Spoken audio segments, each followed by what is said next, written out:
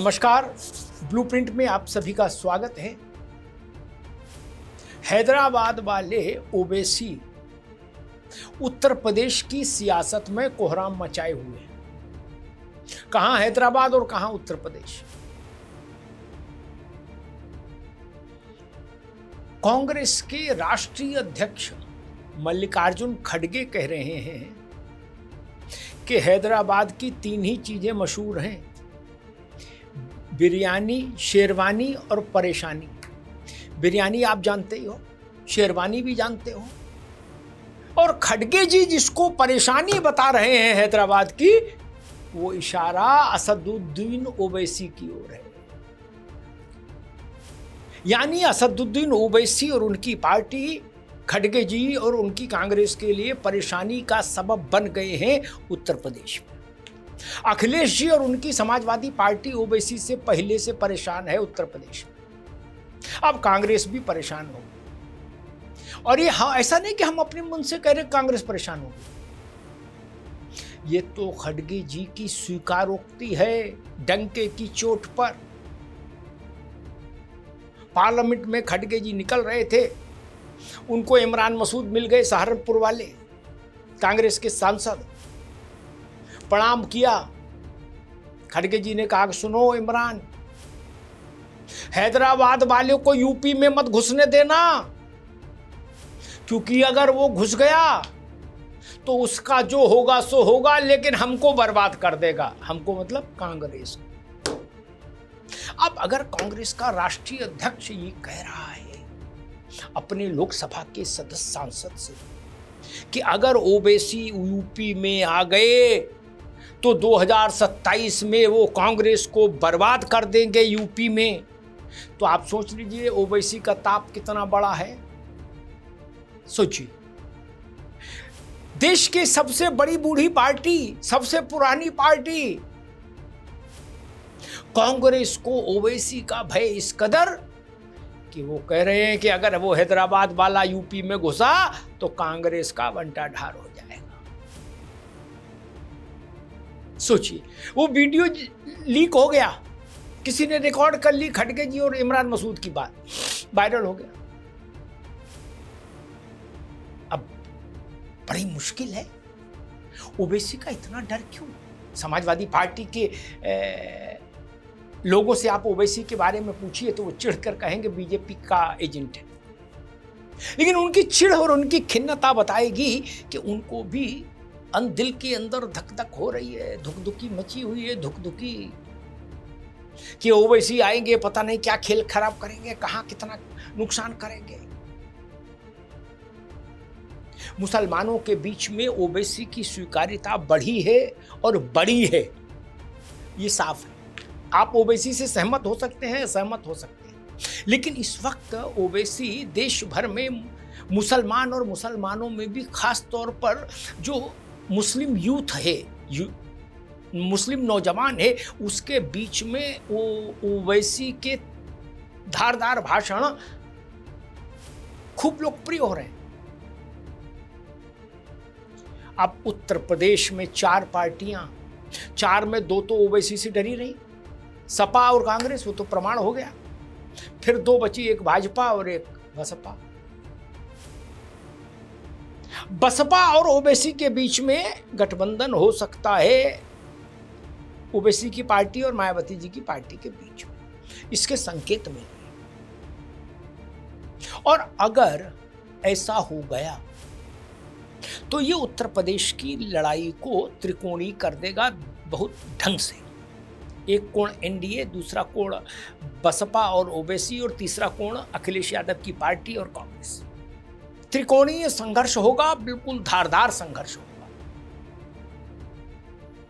मायावती जी पर निर्भर है, ओवैसी तैयार है, उन्होंने अपनी तरफ से फिलर भेज दिया है मायावती को कि आप ओके करो तो हमें कोई दिक्कत नहीं, हम और आप साथ चलें 2027 के विधानसभा चुनाव। अब मायावती को चुनना है, वो हाँ करती हैं कि ना करती हैं। लेकिन अगर मायावती ने ओवैसी को ना कहा तो ओवैसी भी ओवैसी हैं, हैदराबाद वाले हैं, उनको भी हल्के में ना लेना। उन्होंने एक स्टैंड बाई अरेंजमेंट का भी रास्ता खोल रखा है। अगर बहन जी से ना हुई तो ओवैसी की पार्टी चंद्रशेखर की पार्टी के साथ आ जाएगी। यानी मीम प्लस भीम करना है उनको, चाहे बहन जी आए और चाहे चंद्रशेखर आए। मुस्लिम और दलित का गठजोड़ उत्तर प्रदेश में ओवैसी इस बार करना चाहते हैं प्रयोग के तौर पर। तो तीसरी जो पार्टी है उससे ओवैसी की संभावनाएं हैं बसपा, और चौथी पार्टी भाजपा है, जिसके लिए सपा और कांग्रेस वाले कहते हैं कि ओवैसी भाजपा की ही बी टीम। तो यानी है उत्तर प्रदेश से हजारों किलोमीटर दूर का रहने वाला एक शख्स, जिसने उत्तर प्रदेश की राजनीति में अभी कोई बहुत बड़ा चमत्कार भी हासिल नहीं किया, उस शख्स से 2027 के विधानसभा चुनाव को लेकर उत्तर प्रदेश की सारी पार्टियां कहीं न कहीं प्रभावित हो रही हैं। इसका मतलब फिर उसमें कुछ तो करंट है, कुछ तो जड़ाका है। बिना करंट के सब बेचैन क्यों हैं? मैं तो कहता हूं मल्लिकार्जुन खड़गे जी का ये कहना कि हैदराबाद वाले को घुसने न देना, चूंकि वो घुस गया तो उसका जो होगा सो होगा, लेकिन हमको बर्बाद कर देगा, हमको मतलब कांग्रेस। मैं तो कहता हूं खड़गे जी का ये कहना ओवैसी के लिए कॉम्प्लीमेंट है, कॉम्प्लीमेंट, और वो भी बड़ा वाला कॉम्प्लीमेंट। 100-125 साल पुरानी पार्टी का राष्ट्रीय अध्यक्ष ऐसी बात कह रहा है। ओवैसी को तो इसमें बिरयानी की देगें बनवा के बंटवा देनी चाहिए कि जाओ खाओ, इतनी बड़ी बात आ गई उनकी पार्टी की।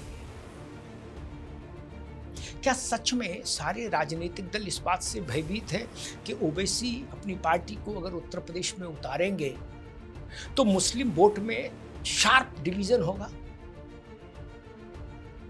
और गैर भाजपा दल जो सीटें 50,000 से कम वोटों से जीत रहे होंगे उन सीटों पर परिणाम बदल जाएंगे, उलझन पैदा हो सकती है। और जो सीटें 25,000 से कम पर गैर भाजपा दल जीत रहे होंगे उन सीटों में तो परिणाम बदलने की संभावना लगभग 75% हो जाएगी। और वो सीटें जो 10,000 से जीत रहे होंगे विपक्षी दल, वहां अगर ओवैसी का सिक्का चल गया, मुस्लिम वोट में डिवीजन हो गया, तो वो सीटें पराजय में बदल जाएंगी, वहां भारतीय जनता पार्टी को विजय हासिल हो जाएगी। एक मोटा मोटा अंदाजा ये है, क्या इसीलिए ओवैसी से सब परेशान है?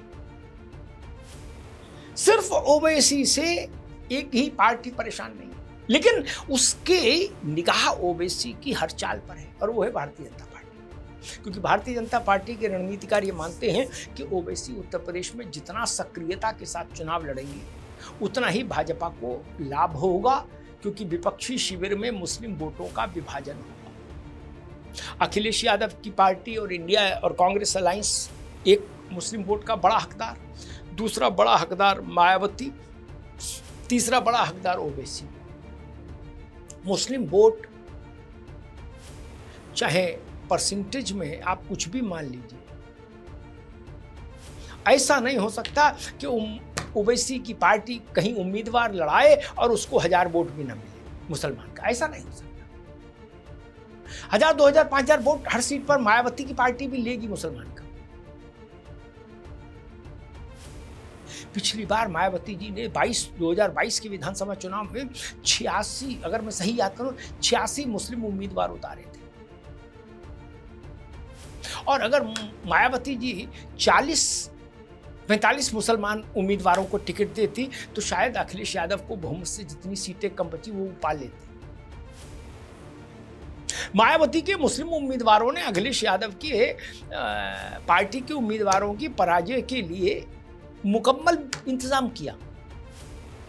वही चीज ओवैसी के कारण और धारदार अंदाज में दिख रही है लोगों को, राजनीतिक पंडितों को। इसीलिए ओवैसी की आहट से उत्तर प्रदेश की सियासत में खदबदाहट है, खदबदाहट है।